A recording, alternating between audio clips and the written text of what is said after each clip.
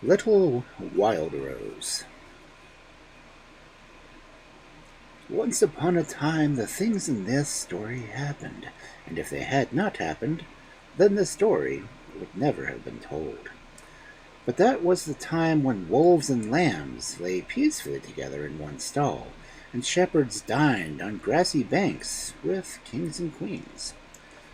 Once upon a time, then, my dear good children, there lived a man. Now this man was really 100 years old, if not fully 20 years more, and his wife was very old too. How old, I do not know, but some say she is as old as the goddess Venus herself. They had been happy all these years, but they would have been happier still if they had any children. But old though they had never made up their minds to do without them, and often they would sit over the fire and talk of how they would have brought up their children if only some had come to their house. One day the old man seemed sadder and more thoughtful than the other common of him, and at last he said to his wife, "Listen to me, old woman." "What do you want?" she asked. "Get me some money out of the chest, for I'm going on a long journey, although the world, to see if I cannot find a child, for my heart aches to think that after I am dead, my house will fall into the hands of a stranger. And this let me tell you, that if I never find a child, I shall not come home again." Then the old man took a bag and filled it with food and money, and throwing it over his shoulder, bade his wife farewell. For long he wandered and wandered and wandered, but no child did he see, and one morning his wanderings led him to a forest which was so thick that no light could pass through the branches. The old man stopped when he saw this dreadful place, and at first was afraid to go in, but he remembered that, after all, as the proverb says, it is the unexpected that happens, and perhaps in the midst of this black spot he might find the child he was seeking. So summoning up all his courage, he plunged boldly in. How long he might have been walking there he never could have told you, when at last he reached the mouth of a cave where the darkness seemed 100 times darker than the wood itself. Again he paused, but he felt as if something was driving him to enter, and with a beating heart he stepped in. For some minutes of silence and darkness so appalled him that he stood where he was, not daring to advance in one step. Then he made a great effort and went on a few paces, and suddenly, far before him, he saw a glimmer of light. This put new heart into him, and he directed his steps towards the faint rays till he could see, sitting by it, an old hermit with a long white beard. The hermit either did not hear the approach of the visitor, or pretended not to, for he took no notice, and continued to read his book. After waiting patiently for a little while, the old man fell on his knees and said, "Good morning, Holy Father." But he might as well have spoken to the rock. "Good morning, Holy Father," he said again, a little louder than before, and this time the hermit made a sign to him to come nearer. "My son," whispered he, in a voice that echoed through the cavern, "what brings you to the dark and dismal place? Hundreds of years have passed since my eyes have rested on the face of a man, and I did not think to look on one again."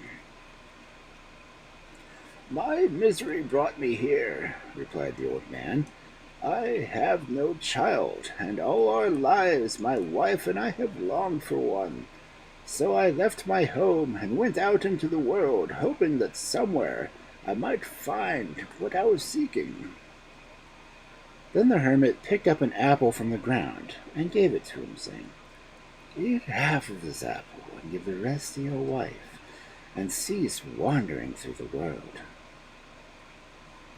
The old man stooped and kissed the feet of the hermit for sheer joy and left the cave. He made his way through the forest as fast as the darkness would let him, and at length he arrived in the flowery fields which dazzled him with their brightness. Suddenly he was seized with a desperate thirst and a burning in his throat. He looked for a stream, but none was seen, and his tongue grew more parched every moment. At length his eyes fell on the apple, which all this while he had been holding in his hand, and his thirst he forgot what the hermit had told him, and instead of merely eating his own half, he ate up the whole thing, the woman's half too, and after that he went to sleep. When he woke, he saw something strange lying on the bank a little way off, amidst long trails of pink roses. The old man got up and rubbed his eyes and went to see what it was, when, to his surprise and joy, it proved to be a little girl about 2 years old, with a skin as pink and white as the roses above her. He took her gently into his arms, and she did not seem frightened at all, and only jumped and crowed with delight. And the old man wrapped his cloak around her, and set off for home as fast as his legs could carry him. When they were close to the cottage where they lived, he laid the child on a pail that was standing near the door, and ran into the house, crying, "Come quickly, wife, quickly, for I have brought you a daughter with hair of gold and eyes like stars." At this wonderful news, the old woman flew downstairs, almost tumbling down, ill her eagerness to see the treasure. When her husband led her to the pail, it was perfectly empty. The old man was nearly beside himself with horror, while his wife sat down and sobbed with grief and disappointment. There was not a spot round on which they did not search, thinking that somehow the child might have got out of the pail and hidden itself for fun. But the little girl was not there, and there was no sign of her. "Where can she be?" moaned the old man in despair. "Oh, why did I leave her, even for a moment? The fairies have taken her. Her has been carried off by some wild beast." And they began to search all over again, but neither fairies nor wild beasts did they meet with, and with sore hearts they gave it up at last, and turned sadly into the hut. And what had become of the baby? Well, finding herself alone in a strange place, she began to cry with fright, and an eagle hovering near heard her, and went to see what sound came from.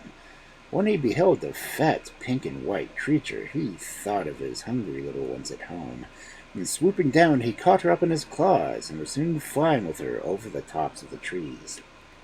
In a few minutes he had reached the one in which he had built his nest, and laying little Wildrose, for the old man had called her, among his downy young eaglets, he flew away. The eaglets naturally were rather surprised at this strange animal, so suddenly popped down in their midst, but instead of beginning to try to eat her, as their father expected, they nestled up close to her and spread out their tiny wings to shield her from the sun. Now, in the depths of the forest where the eagle had built his nest, there ran a stream whose waters were poisonous, and on the banks of the stream dwelt a horrible lindworm with 7 heads. The lindworm had often watched the eagle flying about the top of the tree, carrying food to his young ones, and, accordingly, he watched carefully for his moment when the eaglets began to try their wings and fly away from the nest. Of course, if the eagle himself was there to protect them from the lindworm, big and strong as he was, he knew he could do nothing. But when he was absent, the little eaglets who ventured too near the ground would be sure to disappear down the monster's throat. Their brothers, who had been left behind, were too weak and young to see the world, and knew nothing of this. I suppose their turn would soon come to see the world also, and in a few days their eyes too opened, and their wings flapped impatiently, and they longed to fly above the waving treetops to mountain and the bright sun beyond. But that very midnight the lindworm, who was hungry and could not wait for his supper, came out of the brook with a rushing noise and made straight for the tree. Two eyes of flame came creeping nearer and nearer, and two fiery tongues were stretching themselves closer and closer to the little birds who were trembling and shuddering in the furthest corner of the nest. But just as the tongues had almost reached them, the lindworm gave a fearful cry and turned and fell backwards. Then came the sound of battle from the ground below, and the trees shook, though there was no wind, and roars and snarls mixed together till the eaglets felt more frightened than ever, and thought that their last hour had finally come. Only Wildrose was undisturbed, and slept sweetly through it all. In the morning the eagle returned and saw traces of a fight below the tree, and here and there a handful of yellow mane lying about, and here and there a hard, scaly substance. When he saw that, he rejoiced greatly, and hastened to his nest. "Who has slain the lindworm?" he asked his children. There were so many that did not at first miss the two which the lindworm had eaten. But the eaglets answered that they could not tell, only that they had been in danger of their lives. At the last moment they had been delivered. Then the sunbeam had struggled through the thick branches and caught Wildrose's golden hair as she lay curled up in the corner, and the eagle wondered as he looked whether the little girl had brought him luck, and it was her magic which had killed his enemy. "Children," he said, "I brought you here for your dinner, and you have not touched her. What is the meaning of this?" But the eaglets did not answer, and Wildrose opened her eyes, and seemed 7 times lovelier than before. From that day Wildrose lived like a princess. The eagle flew about the wood and collected the softest, greenest moss he could find to make her bed, and then he picked with his beak all the brightest and prettiest flowers in the fields or on the mountains to decorate it. So cleverly did he manage it that there was not a fairy in the whole of the forest who would not know had been pleased to sleep there, rocked to and fro by the breeze in the treetops. And when the little ones were able to fly from their nest, he taught them where to look for the fruits and berries which she loved. So the time passed by, and with each year Wildrose grew taller and more beautiful, and she lived happily in her nest and never wanted to go out of it, only standing at the edge on sunset and looking out upon the beautiful world. For company she had all the birds of the forest, who came and talked to her, and for playthings the strange flowers which they brought her from far, and the butterflies which danced with her, and so the days slipped away until she was 14 years old. One morning the emperor's son went out to hunt, and he had not ridden far before a deer started from under a grove of trees and ran before him. The prince instantly gave chase, and where the stag led he followed, till at length he found himself in the depths of the forest where no man had trod before.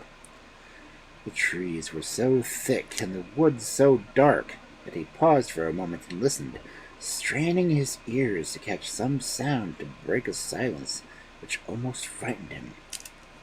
But nothing came, not even the baying of a hound or the note of a horn. He stood still, wondering if he should go on, and looked up. A stream of light seemed to flow from the top of a tall tree. In its rays he could see the nest with the young eaglets who were watching him over the side. And the prince fitted an arrow into his bow and took his aim. But before he could let fly, another ray of light dazzled him. So brilliant was it that his bow dropped, and he covered his face with his hands. When at last he peeped up, Wildrose, with her golden hair flowing around her, was looking down at him.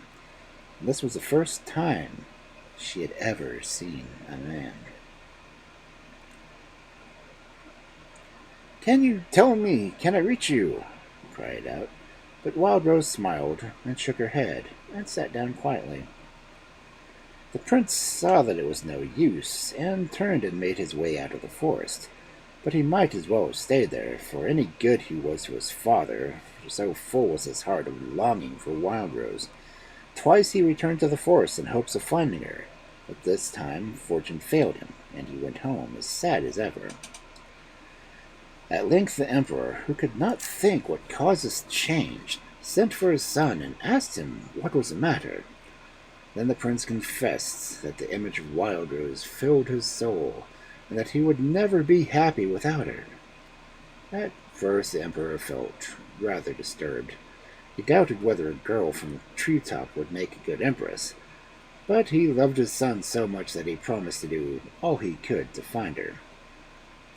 So the next morning heralds were sent forth throughout the whole land to inquire if anyone knew where a maiden could be found who lived in the forest on the top of a tree, and to promise great riches and a place in the court for any person who should find her. But nobody knew. All the girls in the kingdom had their homes on the ground, and laughed at the notion of being brought up in a tree. "A nice kind of empress she would make," they said, as the emperor had done, tossing their heads in disdain, and for having read many books they guessed what she was wanted for. The heralds were almost in despair when an old woman stepped out of the crowd and came and spoke to them. She was not only very old, but she was very ugly, with a hump on her back and a bald head. And when the heralds saw her, they broke into a rude laughter. "I can show you the maiden who lives on the treetop," she said, but they only laughed all the louder. "Get away, old witch," they cried. "You'll bring us bad luck." But the old woman stood firm and declared that she alone knew where to find the maiden. "Go with her," said the eldest of the heralds at last. "The emperor's orders are clear, that whoever knew anything about the maiden was to come at once to court. Put her in the coach, and we'll take her with us." So in this fashion, the old woman was brought to court. "You have declared that you can bring hither the maiden from the wood," said the emperor, who was seated in his throne. "Yes, your majesty, and I will keep my word," said she. "Then bring her at once," said the emperor. "Give me first a kettle and a tripod," asked the old woman, and the emperor ordered them to be brought instantly. The old woman picked them up and tucked them under her arm and went on her way, keeping at a little distance behind the royal huntsmen, who in their turn followed the prince. Oh, what a noise that old woman made as she was walking along! She chattered to herself as fast and clattered the kettle so loudly you'd have thought a whole campful of gypsies must be coming round the next corner. But when she reached the forest, she bade them to wait outside, and entered the dark wood by herself. She stopped underneath a tree where the maiden dwelt, and gathered up some dry sticks and kindled a fire. Next she placed the tripod over it, and the kettle on top. But something was the matter with the kettle. As fast as the old woman put it where it was to stand, the kettle was sure to roll off, falling to the ground with a crash.